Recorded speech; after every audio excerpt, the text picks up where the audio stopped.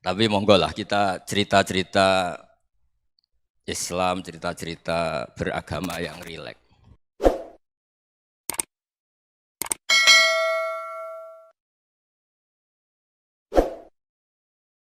Kita semua tadi seperti yang dikatakan Kak Densus pernah disewani Mas Sufyan Sauri, juga beliau pernah ngaji. Sebetulnya dalam banyak hal-hal yang keseharian itu lebih prinsip ketimbang ide kita tentang hal-hal besar. Saya beri contoh, Allah itu Tuhan yang Maha Kuasa, yang menguasai alam raya ini. Kadang-kadang menjelaskan dirinya itu hanya alladzi at'amahum min ju'. Saya ini Tuhan yang memberi makan kamu saat Anda lapar, saat kalian lapar. Jadi untuk beriman kepada Tuhan yang Maha Esa, kepada Allah, kamu yakin yang memberi makan kamu itu Tuhan. Apapun kecewanya Anda terhadap tetangga, terhadap negara, terhadap mertua, terhadap istri, itu kecewa Anda tidak akan mati. Tapi kalau tidak makan itu mati. Sehingga Allah mensifati dirinya kadang pakai keseharian. Alladzi at'amahum min ju'. Tuhan itu siapa? Yang memberi makan kamu ketika lapar. Tapi kamu untuk syukur itu nunggu punya istri cantik, neriman, gampang diatur, membolehkan poligami. Terus 4 istri itu neriman semua, loyal semua. Itu sombong betul. Mau syukur saja kok repotnya seperti itu. Jadi mau syukur ya ada makanan dimakan. Itu. Kalau ngantuk ya tidur. Ayatnya wa min ayatihi manamukum billaili wan nahar. Maksud ayat Allah itu tidur. Nah, keangkuhan-keangkuhan ini yang menjadikan kita itu jadi repot hidup. Wong untuk syukur kok nunggu tadi. Mertua baik, tetangga baik, istri baik.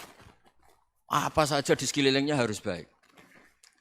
Nah, keinginan berlebihan ini menjadikan kita lupa ada hal-hal yang paling kita butuhkan, yaitu oksigen. Kita boleh nempat di buminya Allah. Alladzi ja'ala lakumul ardo firasya. Bumi kamu tempati enak. Coba kalau gempa. Apa artinya istri 4 cantik semua kalau pas digoyang apa? Gempa. Apa artinya kamu jabat? Entah apa saja jabatannya. Kalau bumi likuifaksi, habis kamu. Kiai meskipun dai kondang umatnya jutaan, kalau likuifaksi di panggung hancur. Tapi nikmat-nikmat yang disebut Allah seperti ini kita kaji keseharian. Alladzi ja'ala lakumul ardo mahda. Allah itu yang menjadikan bumi dalulan, yang mudah diinjak. Famshu fi mana biya, silahkan pakai jalan-jalan. Jadi saya termasuk benar-benar kiai Jawa. Kalau kerennya Kiai Nusantara atau Kiai Indonesia lah. Diajari bapak saya Kiai Haji Nur Salim, diajari Mbah Maimun. Itu Islam itu keseharian. Karena ketika Anda memilih hal-hal yang serius, itu tujuan utamanya nyari ridhonya Allah. Dan ridhonya Allah bisa kamu dapatkan sesuatu yang pasti benar. Misalnya dalam sebuah hadis Sahih Muslim disebutkan, Inna Allaha la yardo anil abdi idza akalal akla fayahmadahu alaiha aw yashroba syarba fayahmadahu alaiha. Itu redaksinya inna itu sesungguhnya. La yardo juga pakai lam taukid, juga maknanya sesungguhnya. Sungguh-sungguh Allah sangat ridho ketika seorang hamba itu makan ketika sesuap nasi dia muji Allah, ketika minum seteguk nasi dia muji Allah. Itu kalau orang diridhoni Allah itu wali betul. Itu untuk jadi wali itu gampang. Kamu makan ridho, kamu nginjak buminya Allah ridho seneng, kamu hidup keseharian aman seneng. Nah ini supaya sampean kita semua ngaji betapa panduan Rasulullah untuk menggapai ridho Allah itu banyak yang keseharian sekali. Saking kesehariannya banyak dalam hadis dan itu sahih. Nabi menyebut hal-hal yang keseharian. Hatta ma tas'alu fi imra'atika. Kamu punya uang, kemudian istri kamu bisa makan, itu ibadah. Bahkan sebagian ibadah itu dicontohkan Nabi yang akhirnya diprotes sahabat. Yaitu wa fi buti ahadikum sedekah. Kamu menggauli istri kamu itu ya sedekah. Sampai sahabat bilang, yang benar ya Rasulullah. Ayati ahaduna syahwatahu wa huwa lahu ajrun. Masa urusan biologis, urusan syahwat kemudian dia dapat pahala. Nabi menjawab, alaih salawadu'aha fi haramin aka'ana alaihi wisrun. Bagaimana kalau dia meletakkan ke yang tidak benar, itu kan dosa. Nah, hal-hal seperti ini yang saya ingin teman-teman semua lah. Saya juga agak ingin ngaji demi Anda juga agak ingin. Itu dosa sekali ngaji kok pesanan kelompok tertentu itu enggak boleh. Islam itu untuk semua, jadi ya cuma karena di depan saya jenengan ya seakan-akan jenengan korbannya. Itu ada ilmunya dalam usul fikih itu. Jadi orang itu harus ngaji usul fikih. Nama yang disebut, mungkin Mas Sufyan masih ingat zaman ngaji usul fikih. Nama yang disebut itu tidak jaminan sebagai prioritas perintah. Jadi misalnya gini, kebetulan yang di depan Nabi itu Abu Dzar. Nabi ya bilang, ya Abu Dzarin ini uhibbuka misalnya, atau ya Mu'ad ini muhibbuka, atau ya Abu Hurairah ini uhibbuka misalnya. Banyaklah riwayat yang Nabi nyebut ya Abu Dzarin, ya Mu'ad, ya Abu Hurairah. Kemudian misalnya Nabi meneruskan khitab, ini uhibbuka, saya mencintai kamu, fakul dubur sholatin, atau sebagian riwayat disebut fala tada'anna dubura kulli sholatin, Allahumma inni ala dzikrika wa syukrika wa husni ibadatik. Saya mencintai kamu, siapa saja, Mu'ad bisa, Abu Dzar bisa siapa. Saya mencintai kamu, mohon kalau habis sholat kamu jangan lupa wiridan Allahumma a'inni ala dzikrika wa syukrika wa husni ibadatik. Ya Allah, tolong kami permudah supaya mudah ingat engkau. Anda tidak bisa mentang-mentang, wong nama saya Parmin, nama saya Purnomo, itu yang diperintahkan Mu'ad misalnya. Jadi yang disebut satu, tapi khitab itu untuk siapa saja. Saya teruskan ya. Jadi saya mohon semua kita melakukan kebaikan itu, kalau dalam kaidah fikih disebut al-yakin la yuzalu bisyak. Banyak kebaikan yang kebenarannya itu 100%. Tidak punya efek samping ke pihak lain, ke kelompok lain, ke komunitas lain. Yaitu tadi misalnya Anda makan, dan itu murah sekali, hanya butuh satu piring. Setiap kunyahan kamu muji Allah, setiap minum kamu muji Allah. Itu redaksinya Rasulullah SAW disebut Allah sangat ridho ketika seorang hamba makan, kemudian dia memuji Allah. Atau minum, kemudian dia muji Allah. Logikanya gampang, negara seperti ini yang kamu harapkan bentuknya kayak apa, mertua, ipar, komunitas, tetangga. Itu nyata terjadi itu kan belum pasti. Sementara yang mesti terjadi adalah kamu butuh makan, kalau tidak mati. Butuh minum, kalau tidak mati. Butuh bumi yang nyaman ditempati, kalau tidak kita juga mati. Sebab itu Allah kalau menyebut nikmatnya itu hal-hal yang keseharian. Alladzi at'amahum min ju'. Allah itu siapa? Allah itu yang menciptakan kamu bisa makan. Tidak berlebihan, Allah itu yang menciptakan kondisi sosial itu ideal. Zaman Nabi itu ya ada orang munafik. Orang-orang pilihan Allah itu juga diuji orang sekelilingnya yang macam-macam. Semua diuji sesuai konteks zaman dan waktu. Nah, tapi ada ibadah-ibadah yang selalu disarankan Nabi. Sampai Nabi itu pernah ditanya, ayul Islam ya khairun ya Rasulullah, Islam terbaik itu gimana? Jawaban Nabi itu unik, it'amut to'am. Islam terbaik itu ya makan-makan, santai-santai. Ketika Allah menyebut beberapa kebaikan, falak tahamal aqobah, wa ma adroka apa? Mal aqobah. Terusannya apa? Fakku rokobah. Terusannya apa? Au it'amun fi yaumin di masubah. Ya itu acara makan-makan itu juga Islam. Kenapa? Ya bayangkan kalau tidak ada makanan, kita mati kan?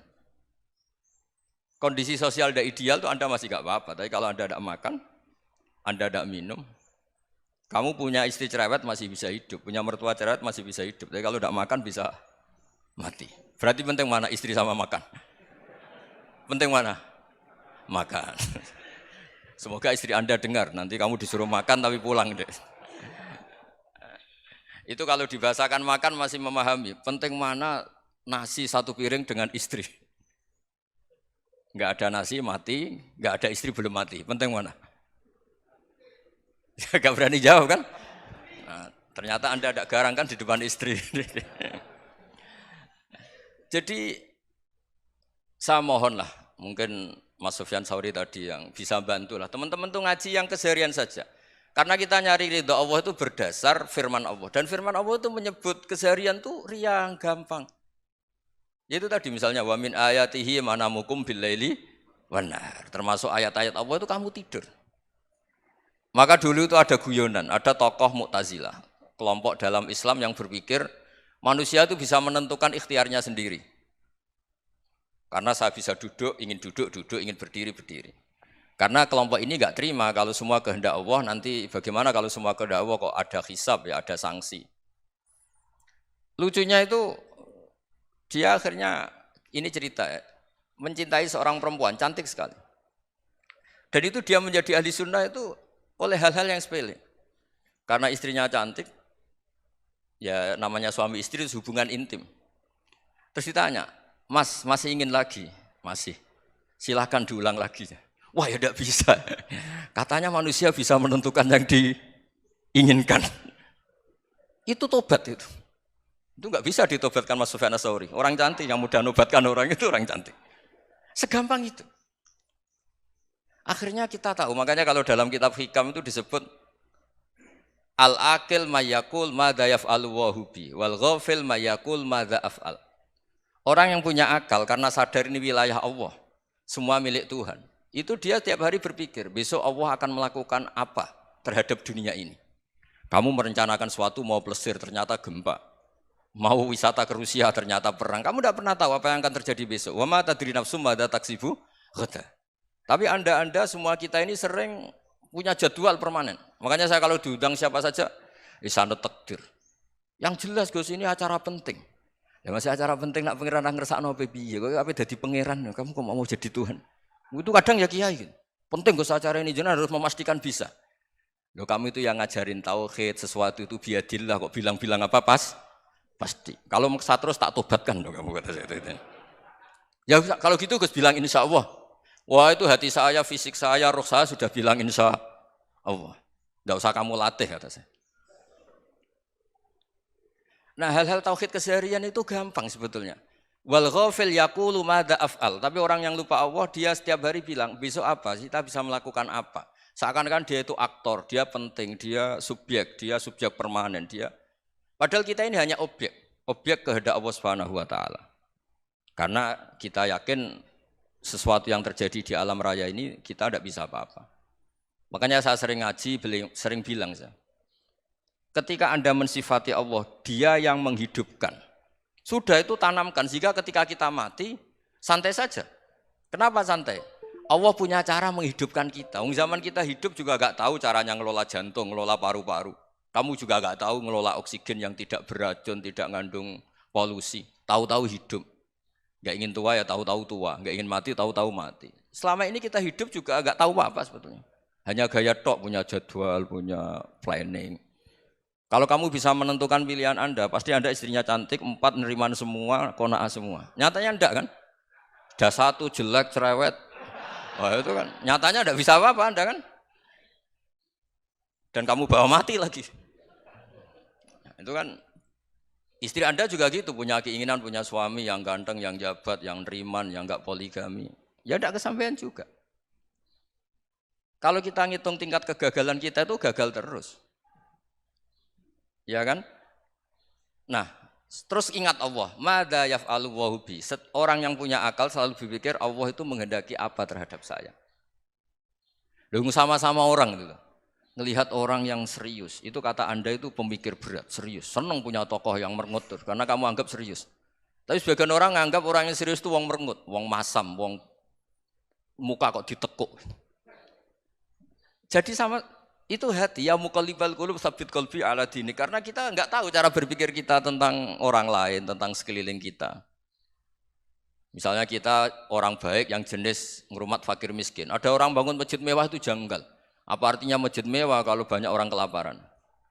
Tapi kalau yang jenis pendidikan apa artinya masjid mewah kalau tidak bisa ngaji? Nanti yang jenis infrastruktur apa artinya ini kalau semuanya punya sudut pandang yang berbeda-beda.